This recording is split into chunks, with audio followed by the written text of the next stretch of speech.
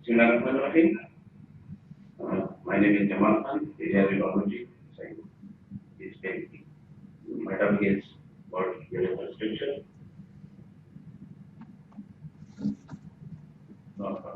Table of content, introduction, epidemiology, anatomy of the urethra, classification of urethral stricture, etiology, pathogenesis, pathology, clinical features, investigations, differential diagnosis, complications, prevention, management, and prognosis.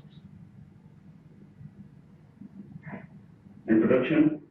Urethral stricture is an abnormal narrowing or loss of extensibility of any part of the urethra due to fibrosis, spot formation, and around the urethra, which can lead to partial or total obstruction to the flow of urine to the urethra.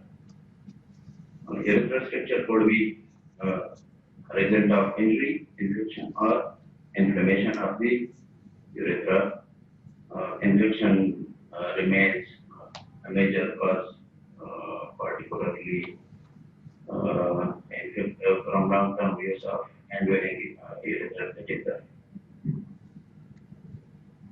Urethral stricture occurs when the urethra heals by proliferation of fibroblast, which later conduct to form a scar. Urethral strictures are seen more often in males than females because the males have longer urethra, which are thus more susceptible to injury. Urethral stricture can be seen in any part of the urethra. Epidemiology. Urethral stricture is a relatively common disease in men with an associated prevalence of 229 to 627 per 1 lakh males.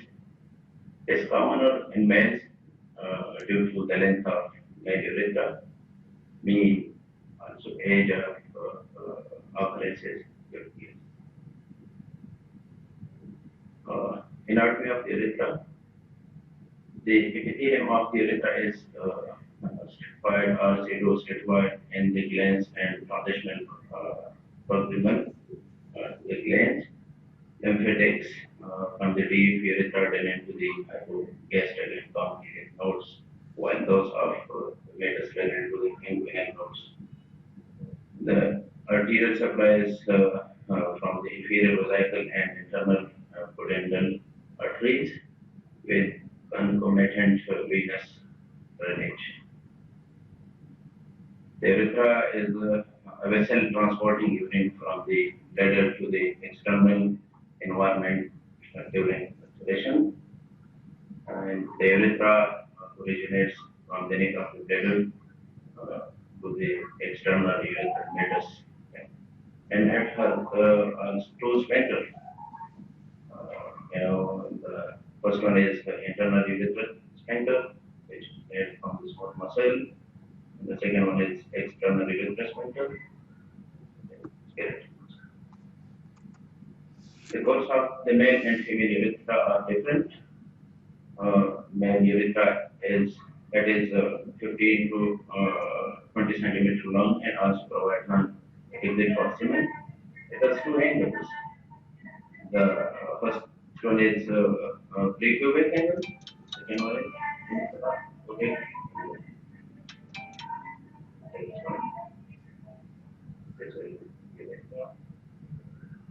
This one is prepubic.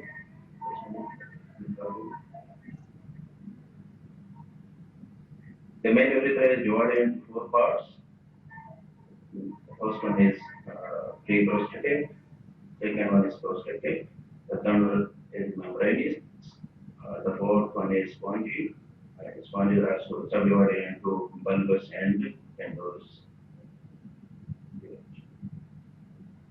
This one, this is the pre-prostatic part of it.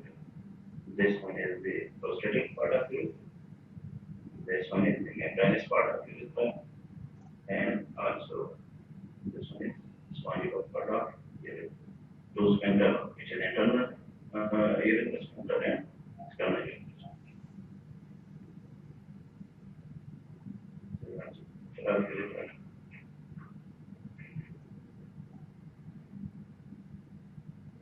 Now, female urethra. Relatively, female urethra start not centimeter, hence it is more prone to infection. It is located anteriorly to the vagina and posteriorly to the clitoris. Classification. Classification is based on etiology. Proximal or distal, permeable or impermeable, passable or impassable, and single or difficult. And now we come to the etiology. Urethra stricture can be caused by the following. The first one is congenital. Congenital also contains painful meatus and non-meatal stricture. The second one is traumatic. Traumatic is external trauma, urethral instrumentation, and foreign body of the foreign body or urethral purpose. And the third one is post-operative, which contains transurethral surgical procedures and vaginal repair. The fourth one is inflammatory, acute or chronic gonorrhea, and non-specific urethritis, tremulous urethritis in the chest esophagus. Now, come to the pathogenesis. Urethral stricture is due to fibrosis of the urethra or its surrounding structure.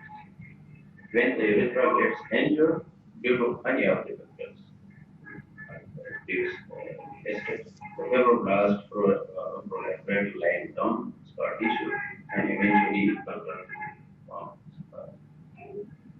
These are what are known as strictures and may partially or totally obstruct with the urethra.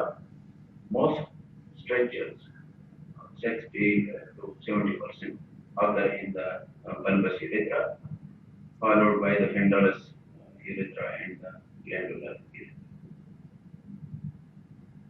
urethra. Urethral stricture can result in dilatation of urethra proximal to the structure, compensatory hypertrophy of the bladder musculature, and the third one is the vesico-urethral turbulence resulting in hydrourethral and hydronephrosis. Urine retention increasing risk of infections such as urethral say, rupture of which can lead to urethral stenosis, prostatitis, cystitis, and pyloritis. Pathology. Urethral stricture lead to dilatation of the urethra proximal to the structure, compensatory changes in the bladder musculature resulting in hypertrophy, reticulation, circulation, and diverticular compression. The third one is hypertrophy of the uretro-tribunal complex or vesico-urethral reflex, causing hydrourethral and hydronephrosis. The fourth one is stasis of urine and subsequent infection of the urinary tract. This is the normal urethra. This one this is moderate structure, and this is severe structure. The last one is this is the total structure.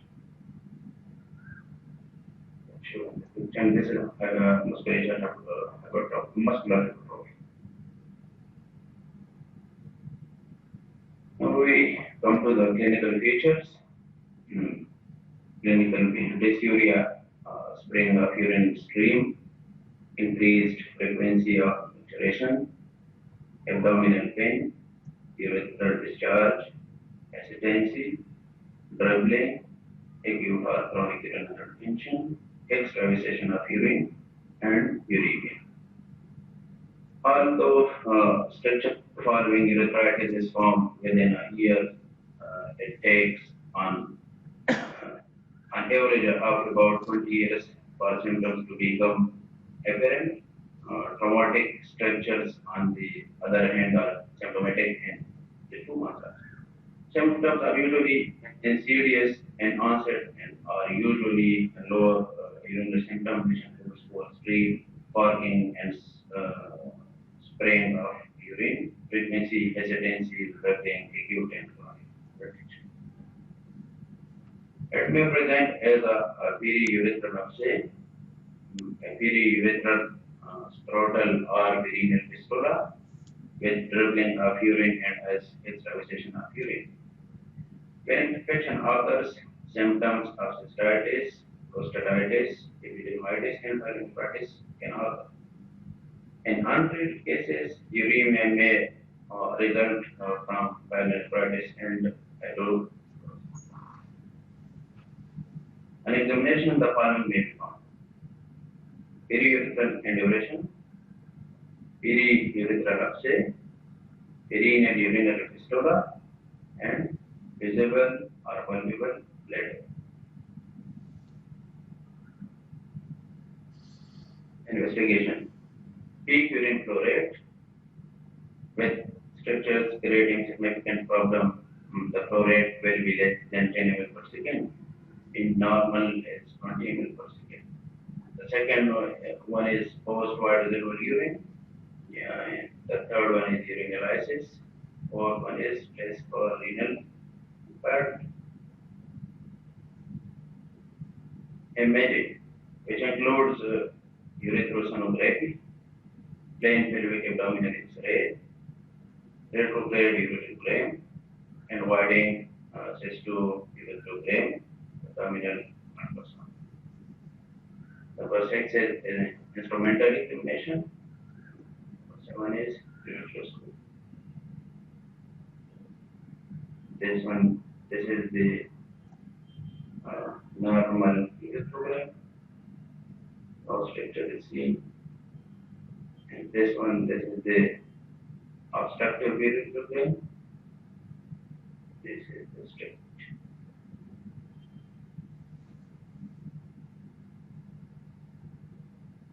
This is the secondary to non-gonococcal urethritis.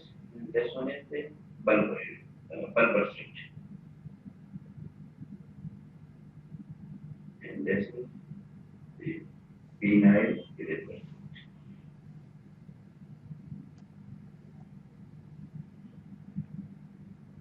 The differential diagnosis: benign prostatic. Just a minute, Jamal. Just a minute. If you go back to the previous slide, yes. You see, there are many other ways of imaging and investigating a stricture disease. For instance, in the previous slide, I think you have mentioned some of the investigations. For instance, urethrogram, ultrasound, and the other one, the previous one. Yes. So it is urethrosonography, plain pelvic abdominal X-ray, retrograde uretrogram, and voiding cystouretrogram, and abdominal ultrasound. For all practical purposes, yes, this is what we do, and every imaging technique has got its own plus point, and some of the things that cannot be explained by a single technique. For instance, if you have got urethrosonography, it can give you the length of the stricture, but it might not give you the exact configuration of the stricture, meaning to say whether this is an annular stricture or this is a stricture which has got some spongiofibrosis. To what extent or depth the spongiofibrosis is, it cannot give you that kind of a picture. So there are other methods also.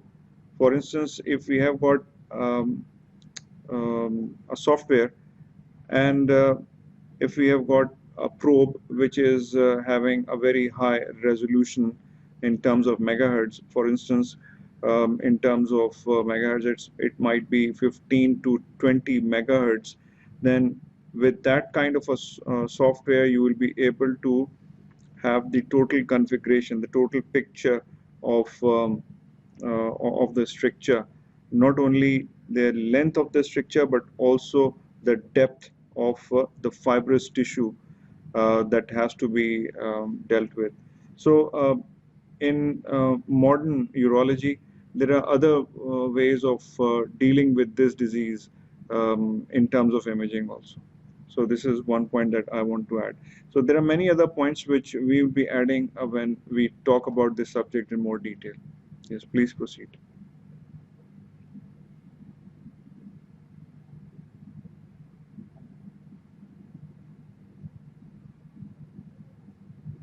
Differential diagnosis.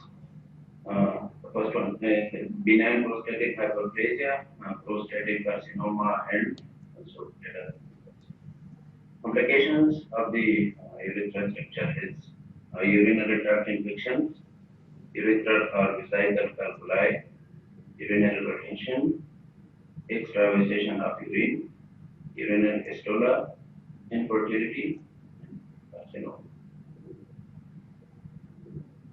Uh, prevention Prevention of urinary stricture is avoid injury to the urethra and pelvis. Be careful with self-sterilization. Use lubricating daily liberally. Use the smallest possible catheter made for the short spine. Avoid sexually transmitted infection. Gonorrhea was once the most common cause of stricture. Antibiotics have helped to prevent this. Infection can be prevented with condom use also or by avoiding infected partners. If a problem occurs, take the right antibiotic early. Urethral stricture are not contagious but sexually transmitted infection. Yes, I want to say something about this contagious potential of the disease. Earlier in our German club at SIUT, we were discussing this problem of stricture and sexually transmitted diseases. And there was one observation made by one of the colleagues that normally we always think that sexually transmitted disease is slightly less common in our culture. But that depends upon the area in which you are practicing. Meaning to say, if your clinic or hospital has got a catchment area from a cluster of population where this disease is common, then you will get these infections more and more frequently and in more numbers. But if your clinical practice is in such a area where the community has got um, a particular kind of a dwelling, particular kind of interacting, then you might not be able to see these infections. Again, if I want to elaborate on this point, is what I mean by catchment area is, for instance, if you happen to be a military doctor and your catchment area is the platoon of soldiers or the company of soldiers in on the borders, and they happen to live in barracks away from their families, whether they are married or not, you will get more frequent visits by these people with sexually transmitted diseases, and that's without any taboo, without any criticism to what the practice is. But the actual focus as a clinician is, you have got a focus or a cluster of patients in a particular kind of dwelling. The same goes with migrant population. If you happen to practice in a city like Karachi, Lahore, Islamabad, or in any big metropolis where the opportunity for employment is more, then you will have a lot of migrant population. And these migrants always come from their homes in the villages, far off places, smaller towns, and they live in close in close proximity to each other in, for instance, maybe 8 or 10 people living in one room, and they share a lot of things, including bed space and other things. So these infections are very common in those places where the laborers and migrant population is of a high magnitude. So this problem of sexually transmitted infection uh, by no means is less. It depends upon your own clinical expertise and by diagnosing it properly, and it also depends upon your own hunch. If by hunch, what I mean is, if this notion or this aspect of urinary tract infection is at the back of your mind, then you will be able to diagnose it. But if you don't read the subject and you don't see the cases, you won't find any case to deal with, and you will get an impression after the end of maybe 10 years practice or 20 years practice that there will be less amount of problem and less magnitude of such cases. But again, you have to broaden your scope, you have to broaden your vision. This is an aspect of social science that has to be with the clinical science as a urologist. Now, you see, what I'm telling you is, whenever you are standing in a clinic, never ever there be an impression on your face that you are dealing with a person having a bad history, a history which is maybe socially not acceptable. The problem arises whenever we keep ourselves within the picture, not as a doctor but as a layman. Then it becomes, for instance, criticism, and we say something to the patient which is not right. Now, if we assume that we are doctors, if we assume that we are urologists, then our role is to have something called um, fixing the problem. It is not fixing the problem creator. If you want to fix the problem, then you will always um, strategize your treatment protocol in order to deal with the disease. Yes, the disease occurrence has also to be dealt with, but the patient should always be considered as a patient. He is not a client, he is just a patient. And a patient is a patient whenever he needs an advice from another wise man, and that is us. So whenever you want to treat a patient, you want to treat a patient with sexually transmitted diseases, keep yourself and your opinions and your conceptions away from the patient's own behavior. Always try to focus on the disease and the disease aspects. You can tell the person how to keep hygiene good. You can tell the person that if there is any activity which he is involved in, he should refrain from it, otherwise that infection will sometimes take away his life also.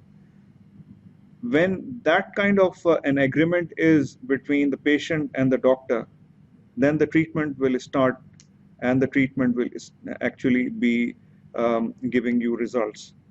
So my plea to all my friends is, always keep yourself and your opinions with yourself, and don't ever uh, keep that impression on your face that you are actually concerned not with the disease but with the actual social life of the patient. Yes, please proceed.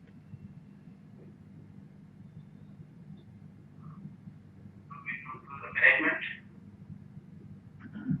Urethral stricture can be managed in two ways: temporary measures and specific measures. The temporary measures, these are done as emergency treatments, and also when definitive surgery can be done at that moment. Uh, for example, urinary retention, we do pubic hysterectomy and also extravasation of urine. We do the suprapubic hysterectomy, watering case scrotum or perineal urinary fistula. Also, we done suprapubic hysterectomy and uremia. We suprapubic hysterectomy. This is the checkup.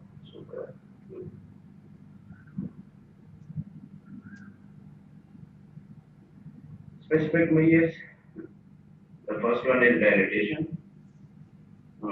Often palliative and can also be curative. It is done using a Bougie at intervals, example 2 weeks, 1 month, 3 months, or 6 months. It is indicated for possible incomplete structures.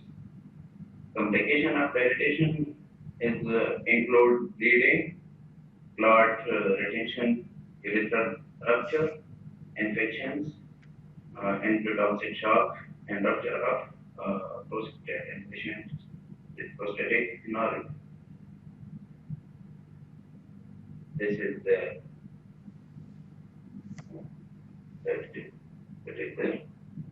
then Bougie, Lester Bougie, this is the Slaughter Bougie.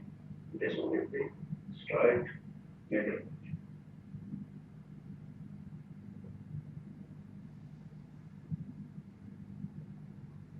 Endoscopic direct vision and internal urethrotomy involves incision of the structure under direct vision using a urethral pump indicated for uncomplicated impassable structures and not used in cases complicated by fistula, extensive fibrosis, or calculus.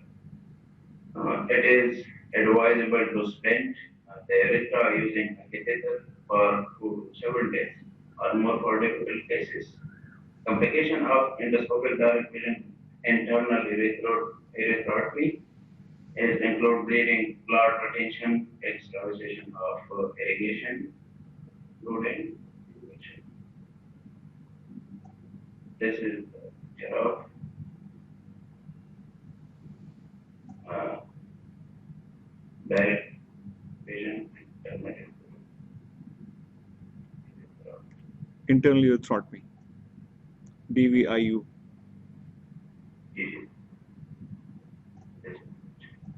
Yes.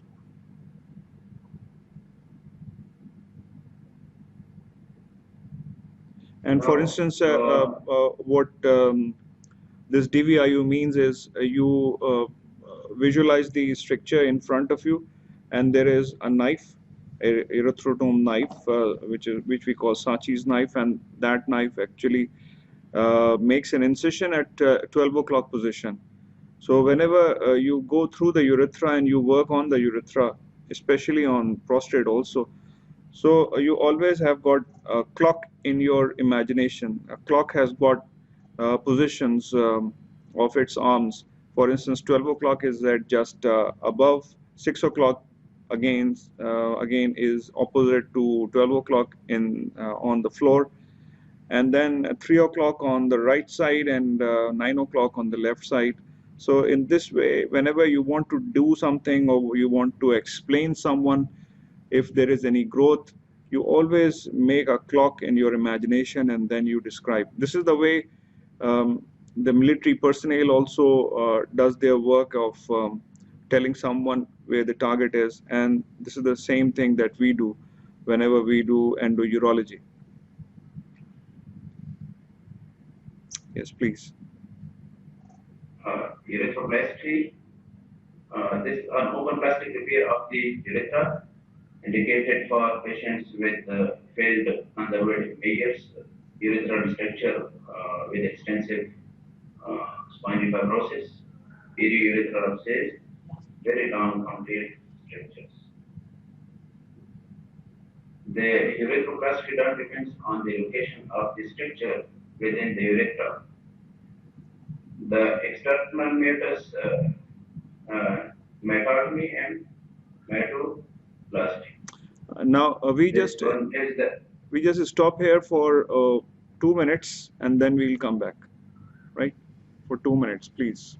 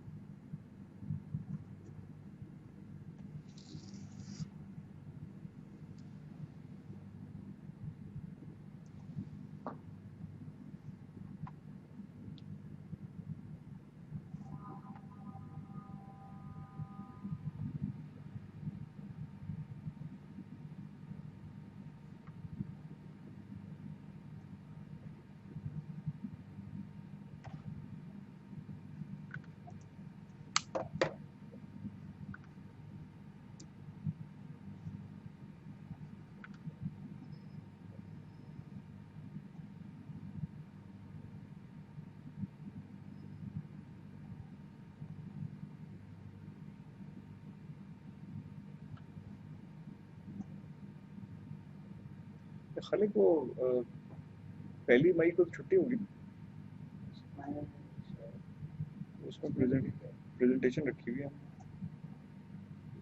Pradeep करेंगे, वो supervisor हैं किसी के, first मई। तो उसको ऐसा कर सकते हैं हम, कल भी कर सकते हैं अगर तैयार हो, या फिर सैटरडे कर लें, डिपेंड करता है, मतलब जो जैसा जो तैयारी हो। क्योंकि मुझे गौहर ने कहा कि फ्राइडे छुट्टी है, उसने लिस्ट नहीं रखी। जी, right, please.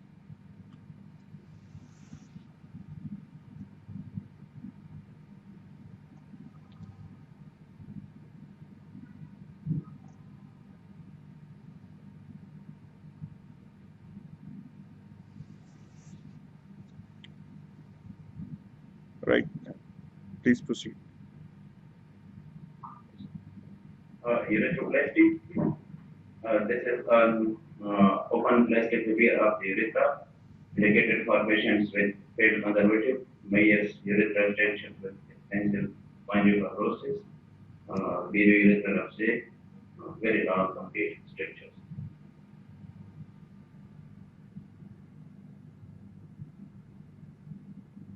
The urethroplasty term depends on the location of the structures. Structure within the urethra, external measures, metotomy and metaplasty. The metotomy, the surgery done to widen the external measures. This one is the metotomy, and this one is the meto. This is a surgery which the end of penis is surgically opened and the edge are stretched. Yeah.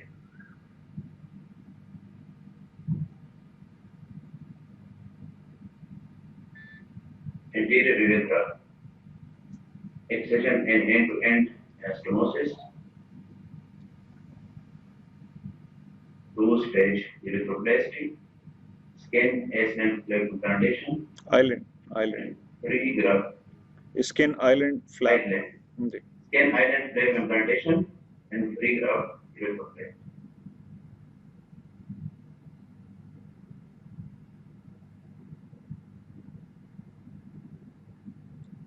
Right, please proceed.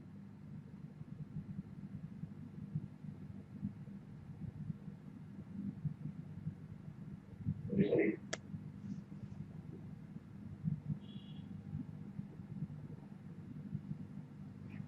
Posterior urethra, in a stromotic urethroplasty, Ortiz or Jordan's polarized denial or scrotal airless flap and inverted U-shaped scrotal flap, which then is the anastomotic. Now, if you have got skin which has um, hair on it, then there is a procedure by which you remove the hair, and that is known as epilation. Right? So it doesn't matter whether you have got a hairless flap or you have got a flap with hair. If you have got a flap with hair, there is a process by which those hairs can be removed, and they can be removed by a process which is known as epilation. We'll talk about it later. This is in anastomotic urethroplasty. This one is the skin flap. The third one is never trends include laser urethrotomy and urethral stent. Right. This one is this is the algorithm diagram of management of urethral structure in men. Urethral structure, bulbar urethral structure less than 1 centimeter or metal structure. If yes, a single attitude of endoscopic management with validation with balloon or serial acid dilators or endoscopic urethrotomy or self-reticulation. Is the endoscopic treatment effective?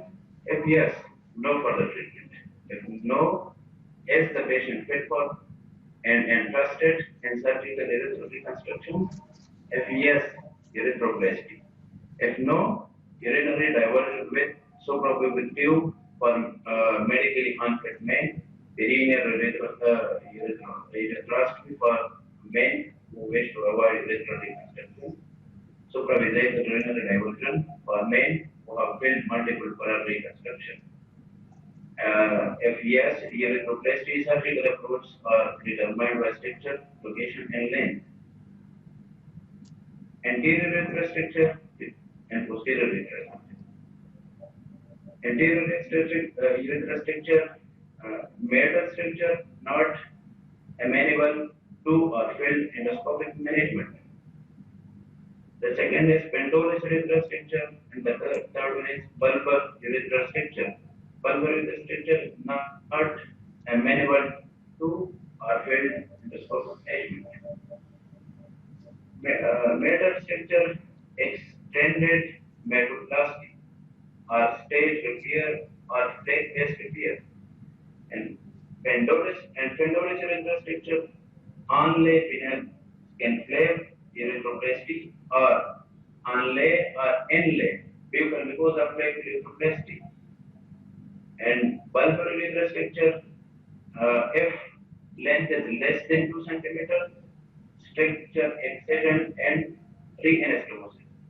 If length is 2 to 4 centimeters, structure excision and augmented anastomosis. And if length is more than 4 centimeters, structure excision and augmented anastomosis or dorsal and repair without incision. Therefore, the anterior urethral stricture and posterior urethral stricture, prostatic urethral or bladder neck stricture, and membranous urethral stricture. Prostatic urethral stricture, urethral dilatation or transurethral resection of prostate. Membranous urethral stricture, perineal inastimated urethroplasty. That was the management of urethral stricture in men. The algorithm.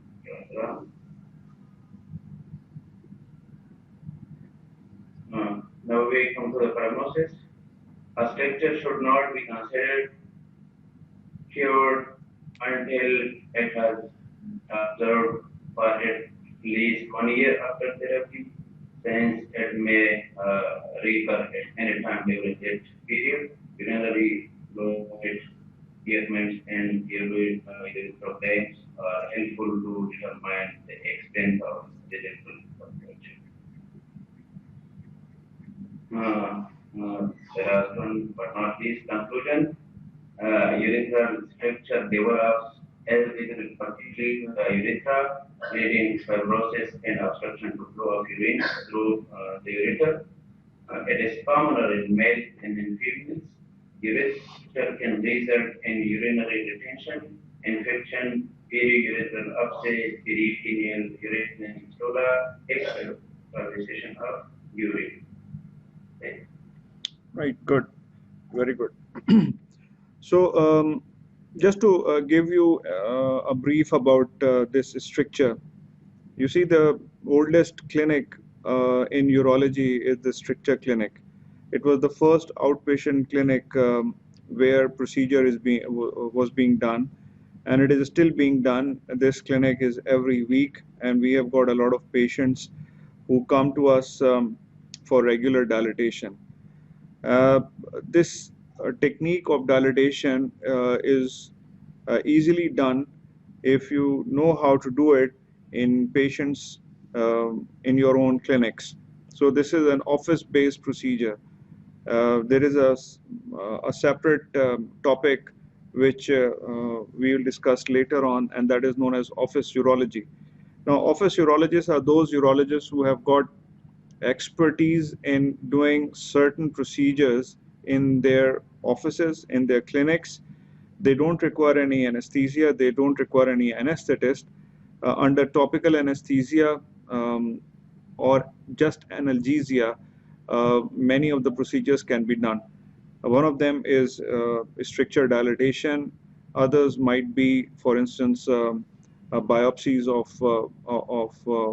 of the testis for the purpose of maybe infertility and other things. So there is a very long list of procedures that can be done in office setting. Now, coming back to the topic of stricture, I think we will be dealing with this topic time and again. And to start with, it is my suggestion that we start with another, say, presentation by Jamal himself, and that would be on urethral trauma. So this is one of the causes of is stricture urethra, and that is trauma to the urethra. So I will post this thing on the WhatsApp for Jamal to have a second round presentation after maybe 1 or 2 weeks, and it would be on urethral trauma, and that would be from EAU guidelines. It may not be too big, but it is a very comprehensive sort of a review, and it will give us all just a brief idea of what the etiology of stricture urethra is. So this is just one of the etiologies. The other etiologies are also there, which are, for instance, infections and other things. So we'll be dealing with them later also. So that is my suggestion. Now, if anybody wants to add to what our today's presentation is, the forum is open. Or you want to ask any question?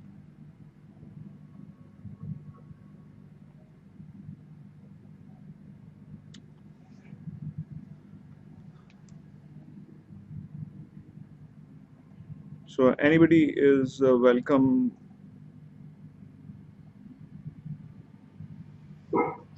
Sir, Ji. I want to ask about metal bougies. I mean, they are associated with its own complication, and they also can cause urethral strictures. Yes. In modern urology, does this have its own place, or it's been replaced by something new? We should not be doing this. We should avoid metal bougies. Yes. You see, metal bougies have they have got their own place. May not be in modern day urology, but they have got their own place. As I was just referring to, it is one of the oldest clinics in urology, the stricture clinic. But one has to learn how to use them properly.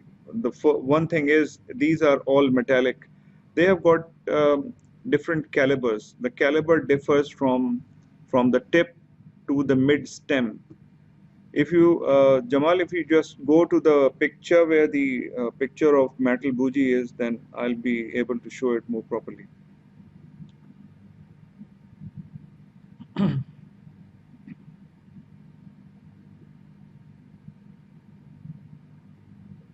But that's it. That's it. Yes. You see the figure on the left hand side. It has got a tip which is known as the olive tip. It is just like an olive. Olive means zaitun ki shape ka.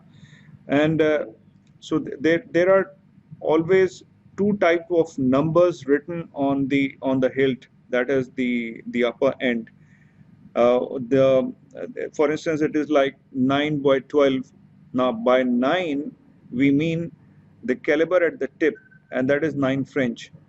The 12 is actually the caliber at the mid level of the stem.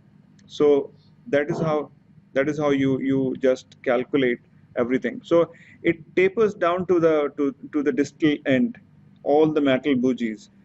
So when one has to introduce it in a male urethra, there has to be an imagination in your mind that the male urethra has got curves in it. There is an acute angle um, uh, deviation when it crosses the pelvic diaphragm. So if that is in your mind and you are introducing this metal bougie from the external urethral meatus, then this olive tip should be facing upwards. Upwards means towards the umbilicus of the patient. And when you enter, just enter the pelvic diaphragm, you just lay down the urethra, the penis, parallel to the patient. So there is a two-way movement. One movement is with the right hand of you, that means the clinician, holding the metal bougie and introducing it, and then with the second hand, that is the left hand of the clinician, you actually manipulates the penile, penile shaft. So I can show you whenever you are present with us. It is something to be learned, and once it is learned, then it becomes easy. The problem arises when this tip is not properly placed, that is, it is not properly guided in a sense that uh, it should be towards the umbilicus of the patient. If you have got an opposite position, then you are actually harming the whole urethra through and through. So it has to be learned how you will have to do it. Otherwise, it is most dangerous thing to handle.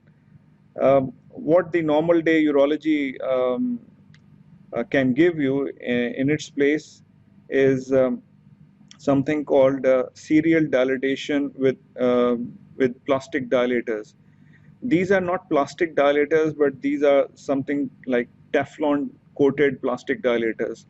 They are very smooth, non-friction surface, and they can be easily guided into the urethra serially, one by one. But they have got the same principle. You start with the lowest diameter, and then you keep on increasing the diameter. You just go in, come out, introduce another one. This is the way you do dilatation of urethra. So that's my take on your question. Thank you, sir. Yes, any other person?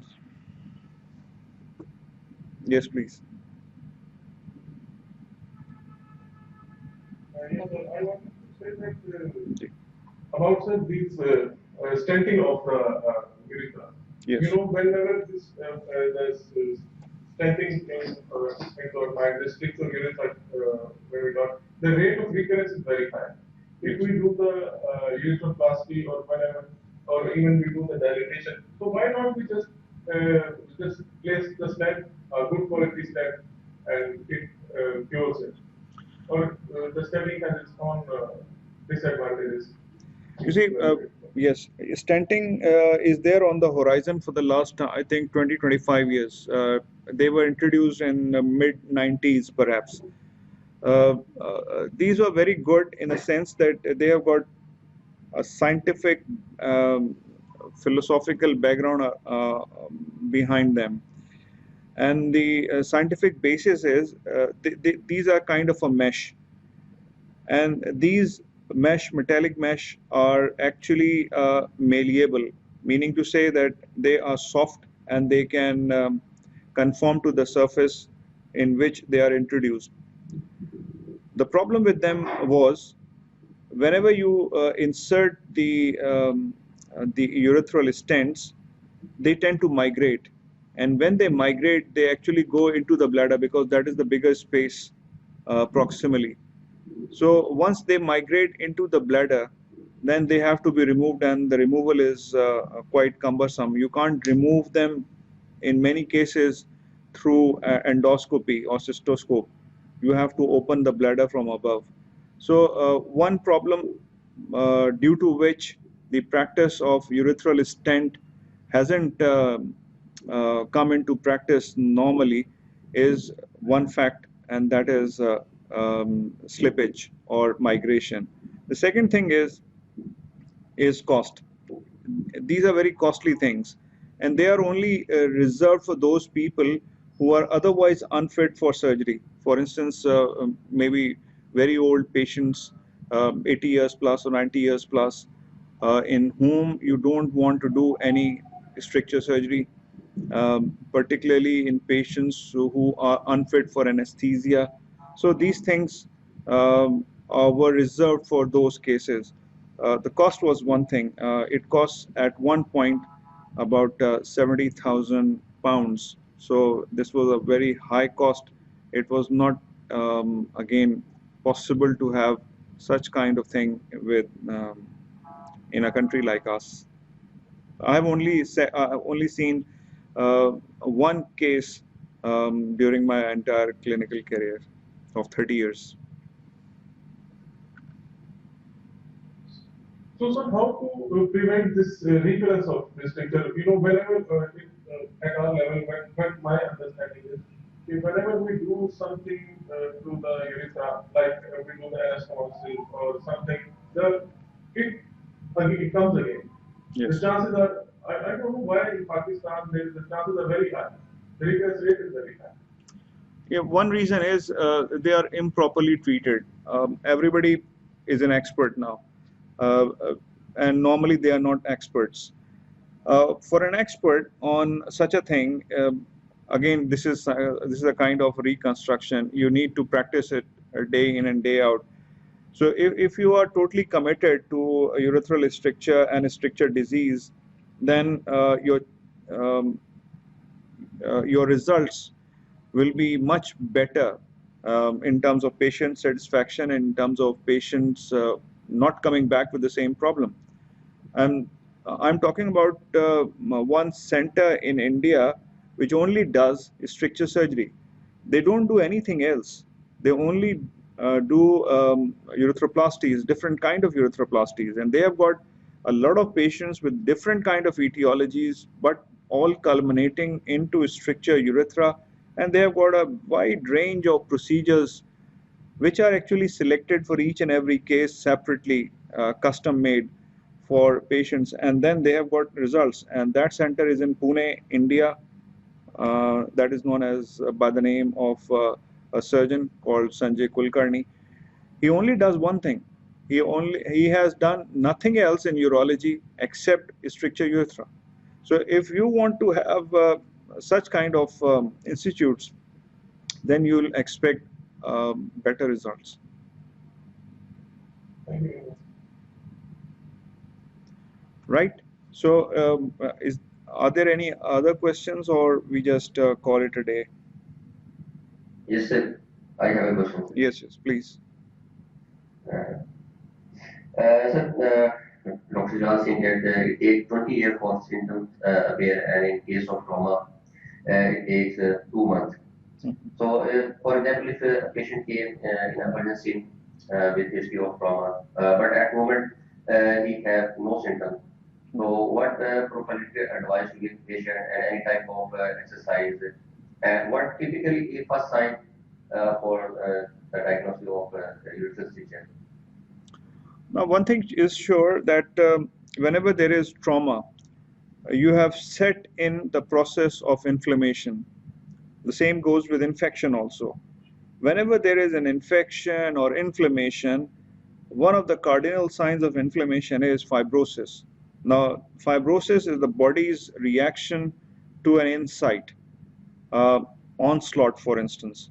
Now, this body's defense mechanism or repair mechanism actually sometimes goes out of the bounds of physiology, and this is what happens in stricture urethra. Now, this is a tubal structure. It has got its importance. It has um, two main functions in a male person. One is passage of urine. The second and the most important thing is passage of semen. Now, both these things are important for a physiological being, a human, a male gender.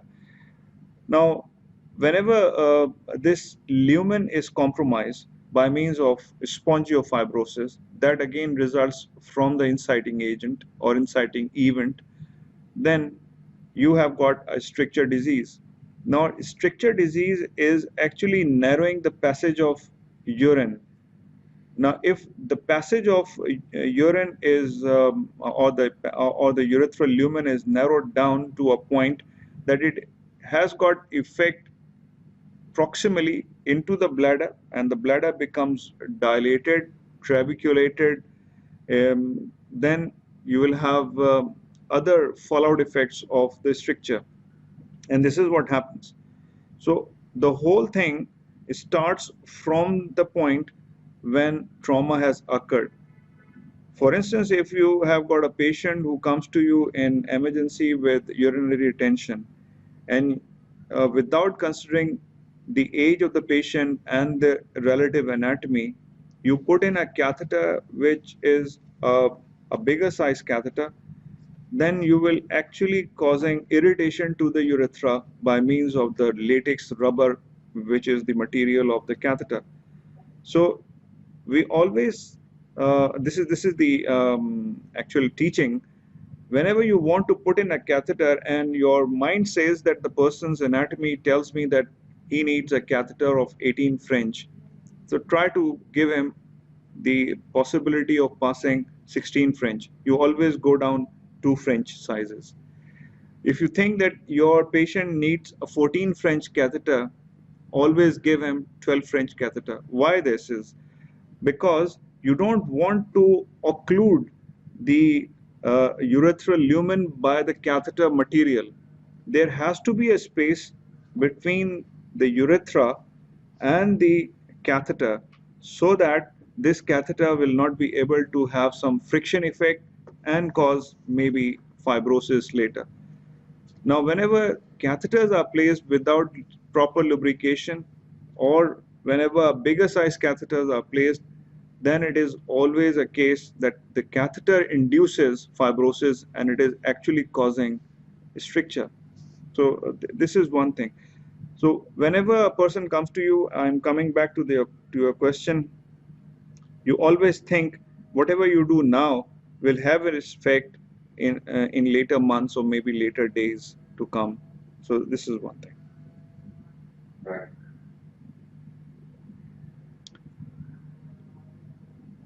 Right. Okay. So we'll meet tomorrow again, and hopefully we'll be covering the first round presentation middle of next week, and then I'll give you another say exercise. It's not an exercise, but just to keep yourself busy, I'll give you something else also besides second round presentation. So thank you very much, and Khuda Hafiz. Everybody wants to ask about the result. We gave the test and it's over a month now. We are very curious about it. Right. So I'll pass your query to my seniors, because they are the ones who decide about your result. Right. For me, training is more important than result. So I know your anxiety, and it's going on and on, up and up. So I'll talk about it and let you know. Thank you. Thank you. Thank you, sir. Thank you, sir.